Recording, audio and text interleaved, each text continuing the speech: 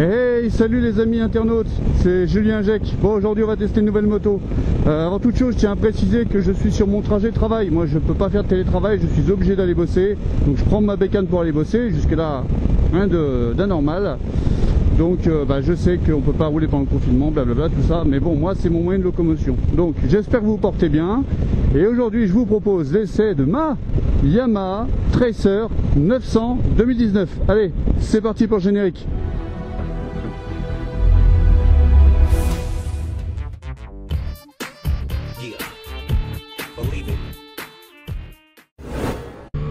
Alors pour commencer, qu'est-ce que le Tracer 900? Le Tracer 900, c'est ni plus ni moins une MT-09 en mode trail.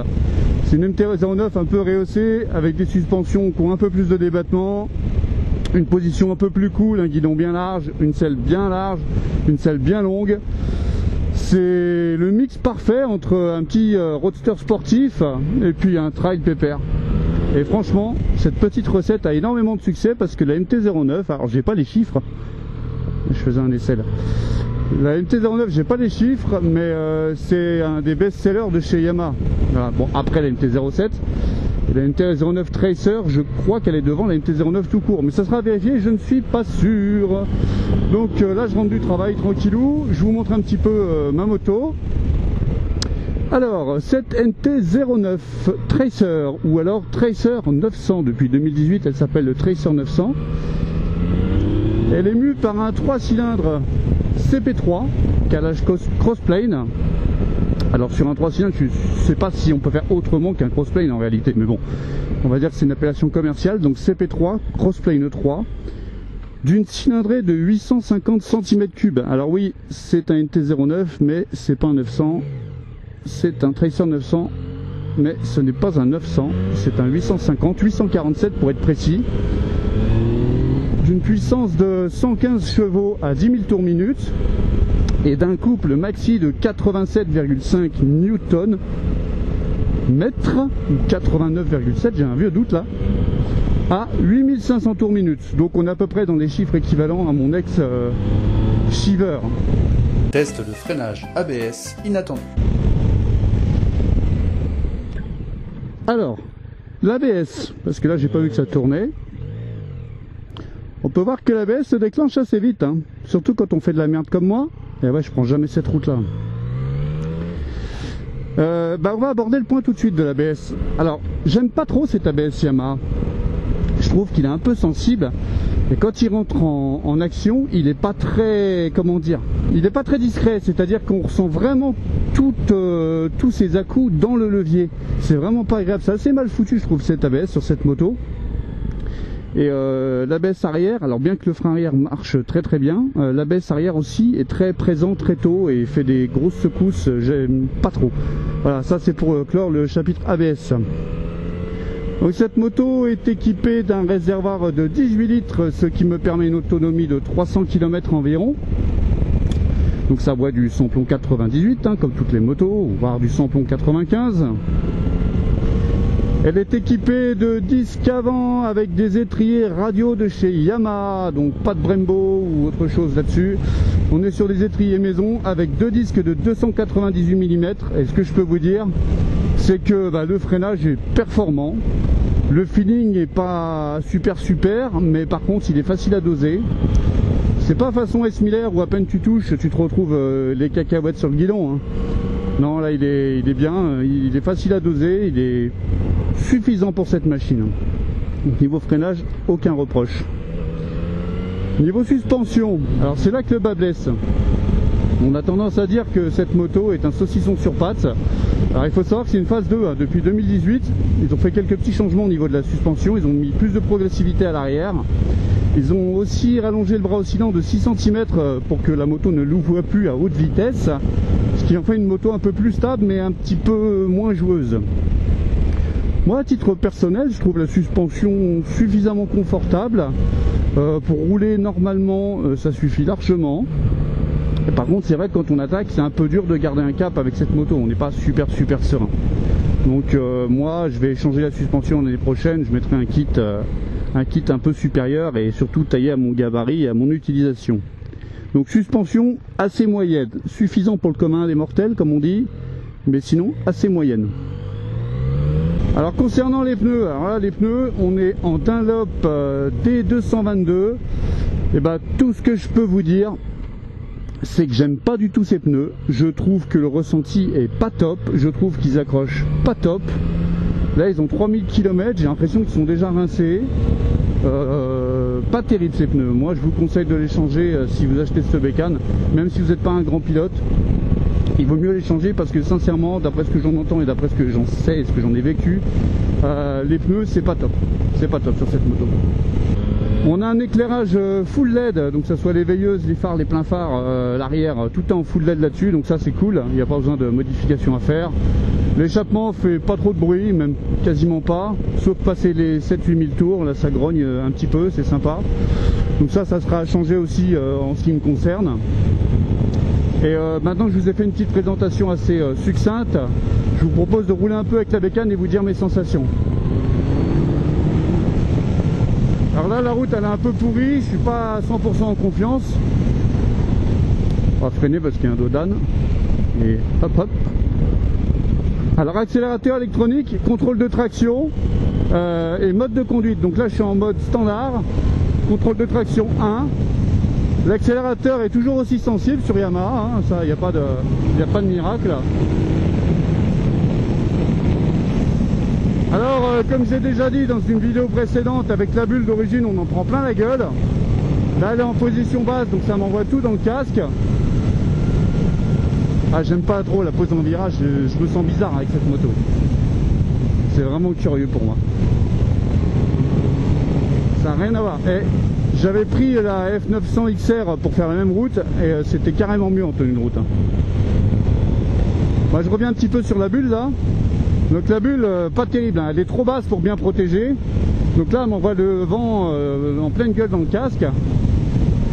Et si je la remonte, je vais vous montrer comment on procède dès que je pourrai. Si je la remonte, je me prends vraiment les turbulences dans le haut du casque et là c'est infernal le bruit. Donc je préfère la baisser et je vais faire comme pas mal de gens, je vais me monter une bulle course. Alors j'ai pas de shifter là-dessus, hein. C'est pas comme la MT9. Hein.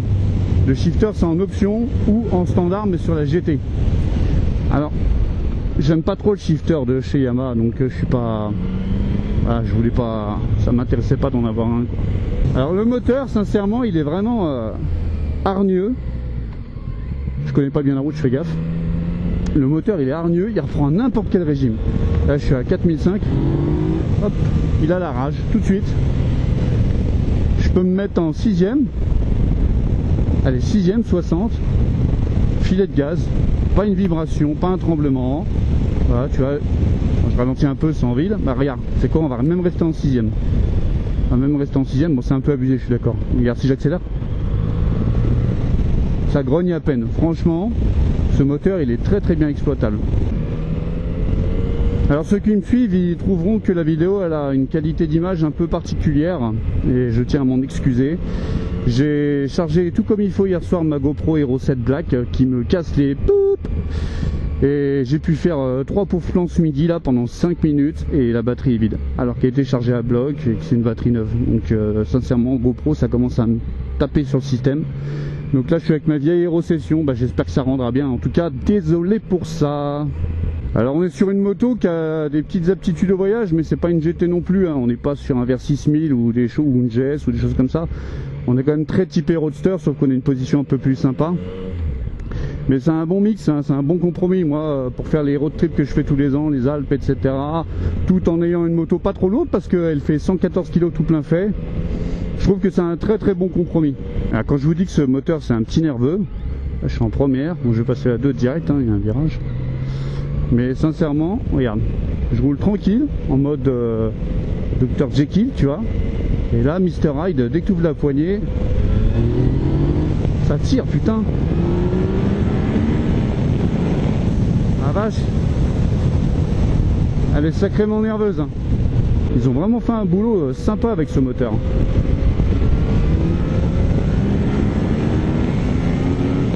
Oh la vache. Oh, ce coup de boulard qu'elle m'a mis là. Voilà, et tu sais quoi, c'est la première fois que je tire dedans comme ça, je l'ai acheté juste avant le confinement, j'ai très peu roulé avec. Elle m'a mis un coup de patate. Ouais, franchement, je m'amuse plus que la Shiver. La Shiver, c'était sympa, tu sais, t'accélérais, ça tirait gentiment, mais là, ça tire, et passé un certain régime, ça surtire. J'adore ce moteur, vraiment top. Le moteur en lui-même n'est pas exceptionnellement performant, hein. Il fait 850 cm3, 115 chevaux. Si vous remettez ça au 1000, ça fait 135 chevaux pour 1000, donc c'est pas énorme non plus, hein. Après, si vous prenez un Z900 par exemple, un Z900 c'est 947 cm3 pour 125 chevaux, ça fait 132 chevaux au 1000. Donc on est à peu près sur le même rapport performance, on va dire. Donc c'est un peu dommage qu'il ne nous l'ait pas fait façon Triomphe avec une version RS, un peu gonflée. Parce que si je pars sur le fait qu'un 1000 on en tire 150 chevaux au minimum, cette bécane là elle aurait pu faire 130 chevaux. Donc 130 chevaux dans un NT9 ou un Tracer, là ça commence à causer les amis. Alors je vais profiter d'être à l'arrêt là. La position, alors moi la selle elle a deux positions, elle a une position haute, une position basse. La position basse est à 850 mm. Moi je suis en position basse et j'ai la pointe des pieds par terre, demi-pointe par terre. Donc je suis assez stable. Si je la mets en position haute, je suis vraiment limite, hein. Et je fais 1m76. Donc la taille pour cette moto, en dessous d'1m70, il faut commencer à réfléchir avec les biellettes et tout ce qui est adaptation pour avoir une moto un peu plus basse. Donc elle n'est pas trop haute non plus, mais elle n'est pas basse, voilà. Et d'ailleurs, la garde au sol n'est pas si top que ça, parce qu'on fait facilement frotter les cale-pieds. Et le collecteur, de ce que je sais, est très exposé à la descente des trottoirs. Alors amis citadins, attention, parce que le collecteur il tape facilement sur cette bécane. Alors cette moto est vraiment légère, je trouve, même à déplacer dans le garage. Elle fait quoi, 10 kg de moins que ma Shiver, mais les masses sont super bien centrées, le guidon est large, et on est vraiment face à une moto qui semble pas lourde du tout, quoi. Elle semble vraiment agile, et ça j'aime beaucoup. Il y a un truc que j'aime moins, parce que j'y pense maintenant. La jauge à essence, c'est une grosse blague. J'ai fait 156 km, elle me dit encore que j'ai le plein. Et il faut savoir que le premier bâton, il fait la moitié du réservoir. Donc dès que le premier bâton il va partir, boum, ça veut dire soi-disant qu'il manque la moitié du plein. Et après, tous les 20 km, je perds un bâton. Donc pour rappel, la consommation, j'ai fait 275 avant que la réserve s'allume. Je suis monté jusqu'à 300 km avant de remettre de l'essence. Donc la jauge à essence, j'en avais pas sur la Shiver et plein de gens critiquaient. Mais une jauge à essence qui sert à rien comme ça, franchement, bah autant pas en avoir, quoi, hein. Bon, on va essayer de prendre des petites routes sympas. Je garde toujours le contrôle de traction parce que les routes elles sont un peu dégueulasses, vous allez voir. Mais ça vous permettra de voir un petit peu comment ça boing en virage. Je l'ai prise une fois cette route il y a fort longtemps. Ah, c'est à l'époque où je passais le permis d'ailleurs.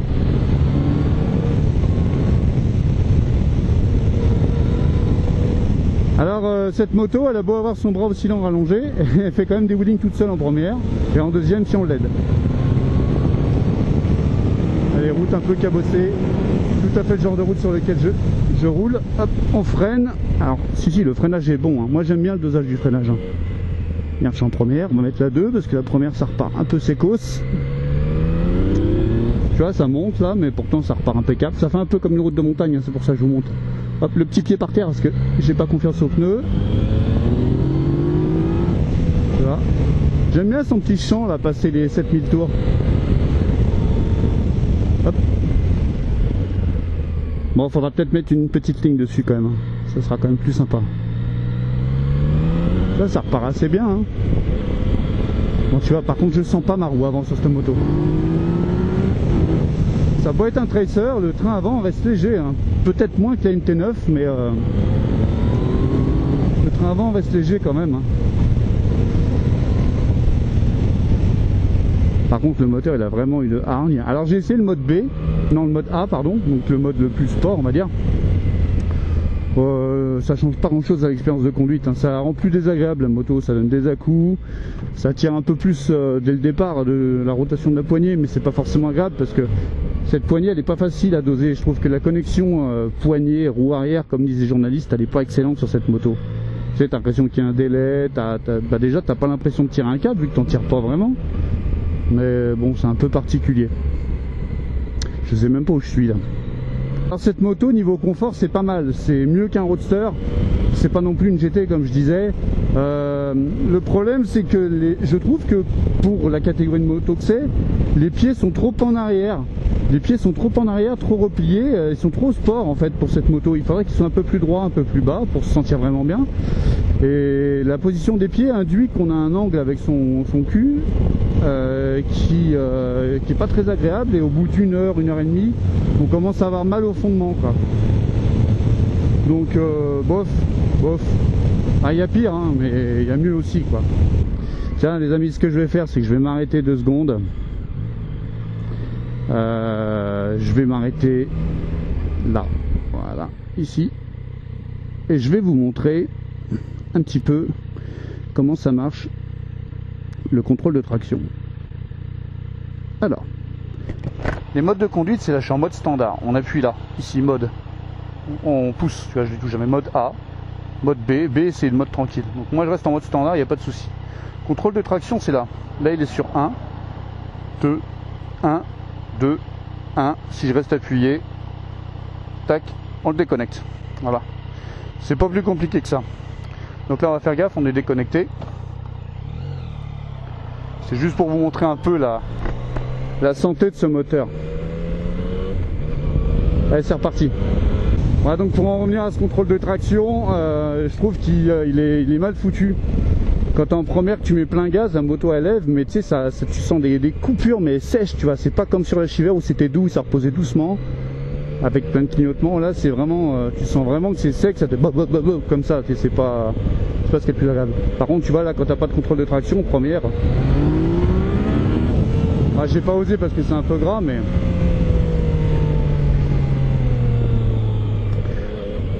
ah, donc tu vois, la contrôle de traction, première. Hop, ça lève tout seul, hein. Il n'y a pas de souci, hein. Il n'y a pas de souci. Alors moi je me suis un peu dessus, donc j'ai dû lever à peu près de ça. Mais non, il n'y a pas de souci, hein. Première, pas de problème. Deuxième à l'embrayage, ça se fait bien aussi. Je t'avoue que j'ai pas trop essayé, hein. Allez, quelques virages. Alors, t'entends tout le vent dans ma gueule là, et si je fais ça, là j'ai dans le haut du casque, c'est encore pire pour moi au niveau sonore. Là quand je tourne comme ça, je sens le train avant, tu vois, le train avant qui fait ça un petit peu, c'est, ouais, j'ai un trou, je sais. Les gars, faut regarder plus mes vidéos, ça me fera des sous, hein, j'ai besoin d'acheter des gants. Humour, je précise. Ouais, j'aime pas trop le train avant, j'aime pas trop la sensation de la suspension en fait sur cette moto, hein. Alors, on peut pas tout avoir, hein. J'ai une moto qui remplit quasiment tout le cahier des charges. Ah, tu vois, la sirette en deuxième, je sais pas le faire, hein. Alors va pas te mettre à juger que je sais faire ou pas, hein. Oula, tu vois. Là j'ai fait de la merde, tu vois, mais en gros ça lève, quoi, tu vois, tranquille. Ouais, le secret c'est d'être bon. Ouais, c'est vraiment des mini-roues, hein. Attention à l'embrayage, les amis. Ce qui est marrant avec cette moto, c'est qu'on a plusieurs profils de pilote. On peut avoir le mec qui va au boulot tous les jours avec les bagages, les bouchons, les longues portées, le clignote, les warnings, bip bip, le klaxon, vas-y je passe et tout. Et puis on peut avoir le mec comme moi qui fait du voyage aussi. Et puis j'ai croisé 2-3 mecs, hein, qui roulent vachement fort avec ce genre de bécane. Peut-être un peu préparé, je sais pas, mais les mecs ils roulent sacrément fort avec ça. Donc en fait on peut se faire plaisir, on peut partir en road trip avec maman au mois d'août. On peut aller bosser avec. C'est un couteau suisse cette bécane, c'est un vrai petit couteau suisse. C'est un couteau suisse japonais. Voilà, c'est un katana suisse, c'est un petit couteau japonais. Voilà. Bon, pas très tranchant au niveau du train avant, ceci dit, hein. Non, je suis très content de cette moto, je suis très content de mon achat. Tiens, j'ai perdu une demi-barre, je viens de perdre la moitié du réservoir d'un coup, c'est impressionnant. Je suis très content de cette moto, franchement je vous la conseille, hein, parce qu'elle peut tout faire, elle peut vraiment tout faire. Si vous êtes très exigeant au niveau des suspensions, bah oui, il faut les changer parce que c'est pas terrible d'origine. On peut trouver du EMC à 650 € pour l'amortisseur arrière, on peut trouver du Shock Factory à 400 balles. Il y a d'autres gens qui font ça, je me souviens. Hyper Pro, je crois, ouais, aussi, pareil, dans les 400 et quelques balles. On peut taper dans du Hollins, on peut taper dans du haut de gamme.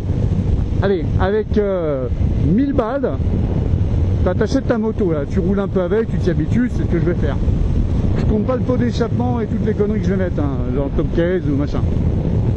Avec 1000 balles, tu fais suspension, pneus, et là, avec la main d'œuvre et le petit réglage qui va bien. Hein. Et ben là, franchement, tu te retrouves avec une super bécane, sincèrement. Moi, je suis pas emballé comme quand je conduis un Tuono, un truc comme ça. Petite dédicace à mon pote Matt. Je suis pas emballé comme ça, ou comme un MT10 d'ailleurs pour dédicacer Bruno. Mais ça suffit. Alors je sais, c'est pas très, ça fait pas rêver de dire ça suffit. Mais c'est même plus que ça suffit. Ça marche quand même. Franchement, regarde. Ça marche bien. Ça marche bien. Donc cette moto va avoir une petite ligne d'échappement qui va bien. J'ai pas encore décidé le modèle. La petite bulle courte, des petits crash cage et des petits projecteurs façon que je fais de la route. Tu sais, des petits projecteurs additionnels qui vont devant. Et ma foi, elle va rester comme ça. Hein. Jusqu'à ce que je la garde, plus que je la vende ou que je la casse. Voilà. Bon bah écoutez les amis, je vais vous laisser. C'était un essai un peu spécial, c'était pour vous présenter ma moto et puis ajouter un peu de contenu. Partagez cette vidéo si vous l'avez aimée. Encore une fois, désolé de la qualité de la vidéo, hein. C'est ma caméra de merde, hein. Normalement c'est avec mon casque avec laquelle vous voyez, je devais la mettre sur mon guidon pour faire un plan supplémentaire, mais du coup bah, je peux pas. Donc les prochaines vidéos seront mieux. Oula, lui il recule. Les prochaines vidéos seront mieux. N'hésitez pas à liker ma vidéo, n'hésitez pas à vous abonner, blablabla si c'est pas fait, n'hésitez pas à partager la vidéo. On se retrouve après le confinement, parce que je vais relancer les tests, j'espère bien. Et puis je vais vous laisser sur quelques plans que j'ai fait avec ma GoPro qui a marché ce matin. Et je vous dis à la prochaine, et puis je vous fais 10 bisous et à bientôt. Salut les amis.